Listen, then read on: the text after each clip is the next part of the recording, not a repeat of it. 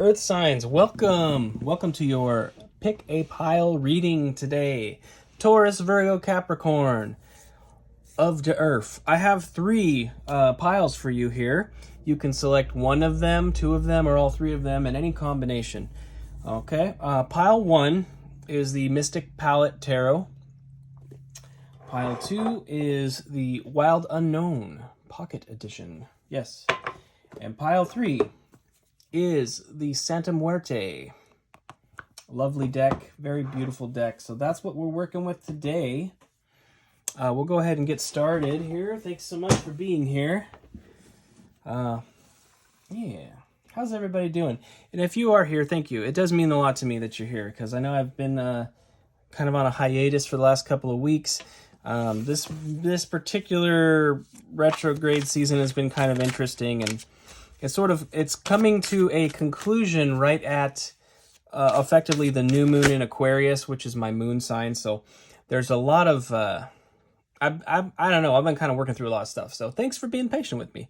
Anyway, we'll get it started here. We're kicking it off with the Ace of Pentacles right out of the gate. So that's beautiful. Okay. Well, that was easy. All right. We have the Ace of Pentacles. We have the King of Swords. And we have the Knight of Cups. Ah, yeah. Underlying energy is the Ace of Swords. I love to see the Ace of Swords and the King of Swords together like this because it's basically suggesting like you are going to see, perceive, and understand the truth of a matter. You know, it's truth revealed. So I think what's going on here, if you picked pile one, you've got, I kind of see you as the King of Swords. Obviously, this could be referring to an air sign as well.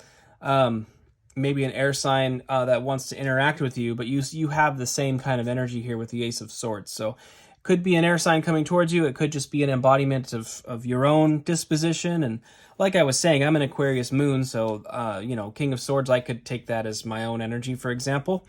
But we've got basically an opportunity here. I feel like with this Knight of Cups and Ace of Pentacles, we've really got something where something is coming towards you, offering a cup, offering a cup of love, of emotional goodness, right? And the Knight of Cups is sort of like Mr. Right or Miss Right, however you'd like to think of it.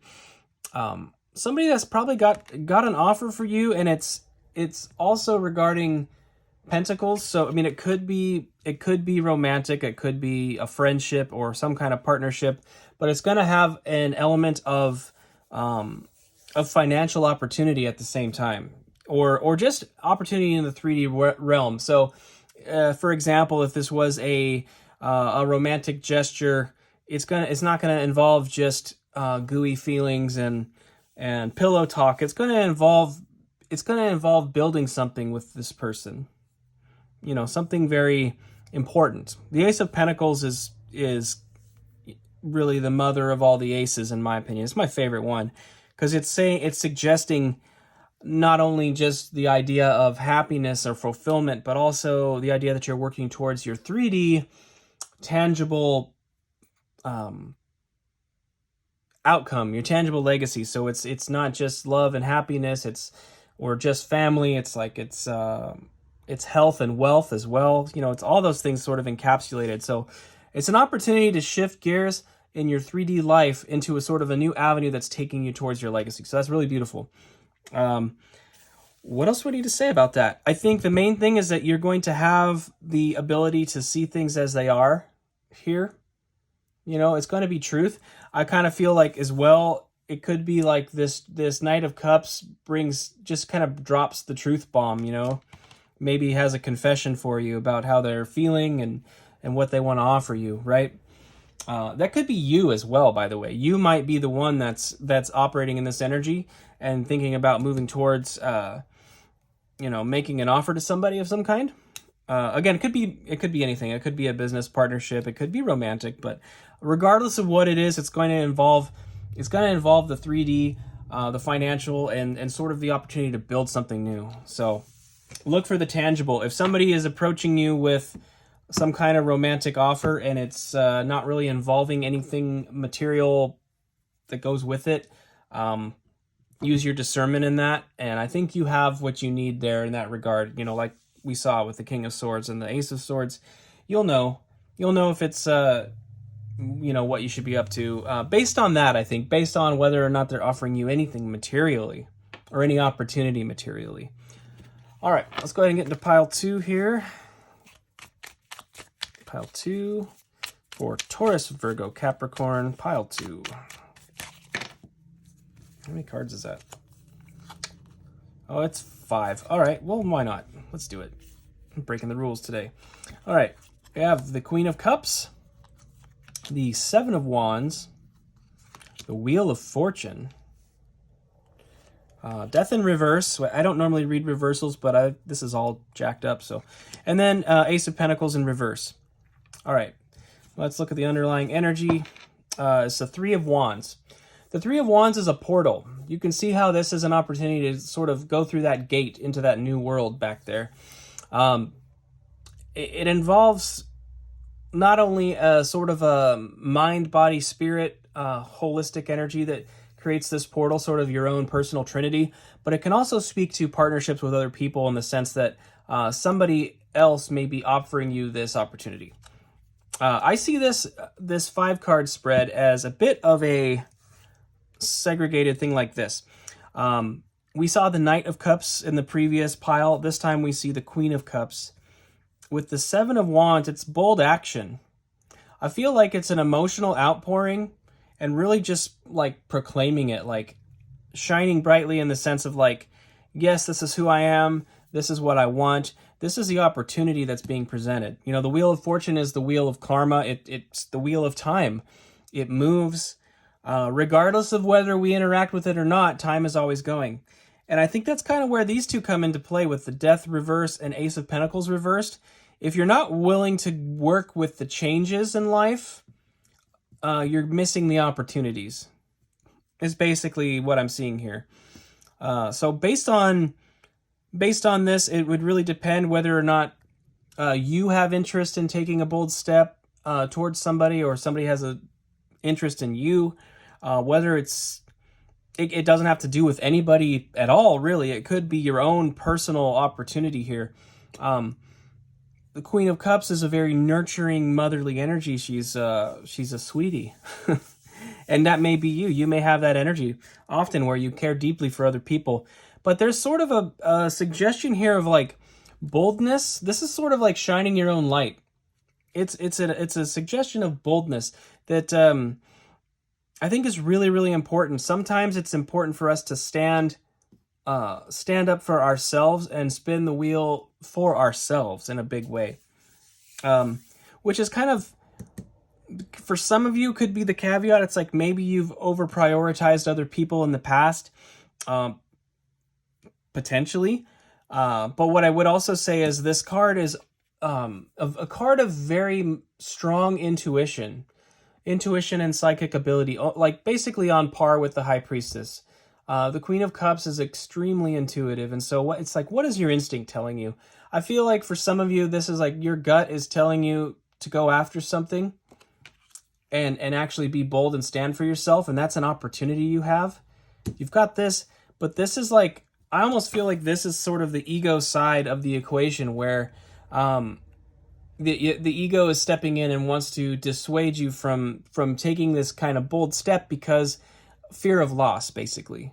You know, fear of loss is a huge deterrent to people really stepping into their power and finding their passions and their purpose, you know, because there's the fear of loss. And, you know, I think this is a strong warning. Nothing ventured, nothing gained. You know, if you're not willing to make a transition, if you're not willing to risk it, if you're not willing to risk it for the biscuit, you're not getting a biscuit. I mean, risk it for the biscuit. Lovely. Yes. So this opportunity, like, again, if you picked multiple piles, we saw the Ace of Pentacles upright a moment ago, and this time we see it reversed. It's because there's an unwillingness to flow and accept the transition.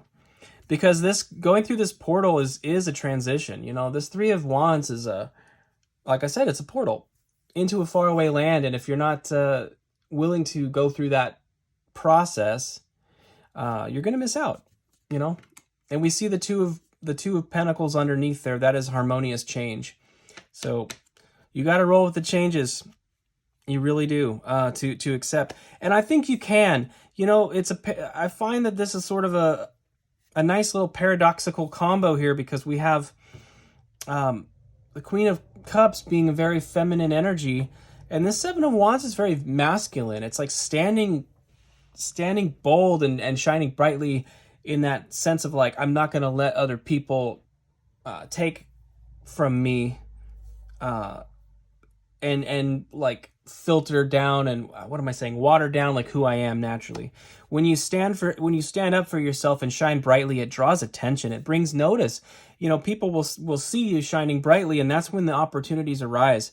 So I feel like it's important for you to not, not hide your light, so to speak. Some of you may be intuitives as well, like with this Queen of Cups. It could be that you've got an opportunity here where maybe, I don't know, maybe you're considering, doing a tarot YouTube channel or something like that. And I feel like there's a fear that you're not good enough or not ready, or you're just lacking some confidence in that, but that opportunity is there for you. So that's for somebody. I feel like very strongly, somebody out there's got a strong intuitive nature and just needs to trust that and kind of go through the portal.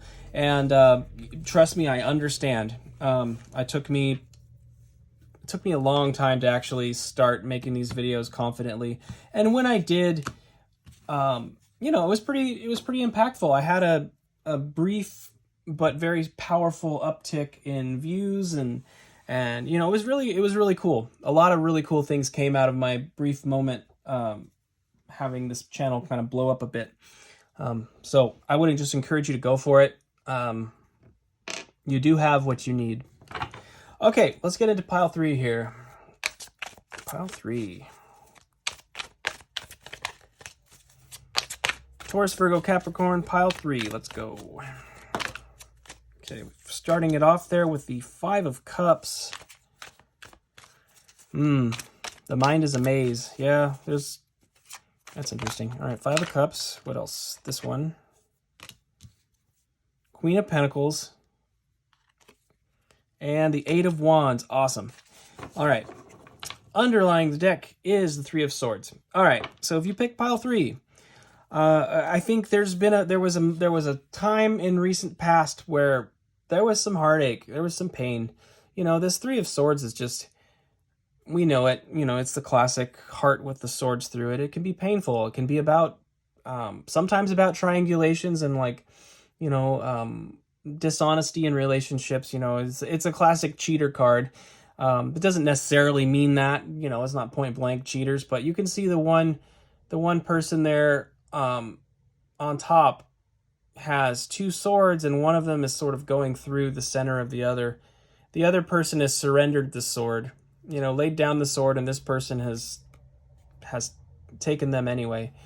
There's a lot of heartbreak here, and we've all gone through those things.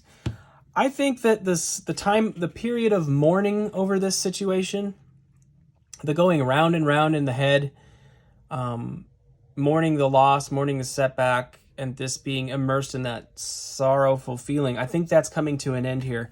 Because what I see is he climbing out, really climbing out here on this ladder. The Queen of Pentacles is an energy that just, they're so diligent and persistent about creating the environment they want to create and taking action moving forward. So I feel like you're sort of kind of coming to a place of being over this, right?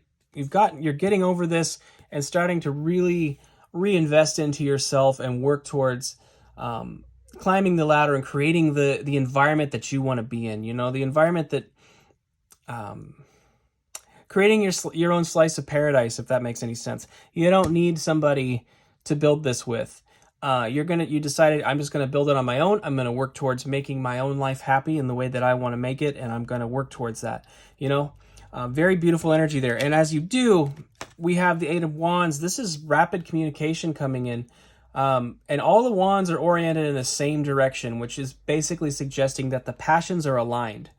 So this could be a very rapid change in the positive here. I feel like it's the code has been cracked.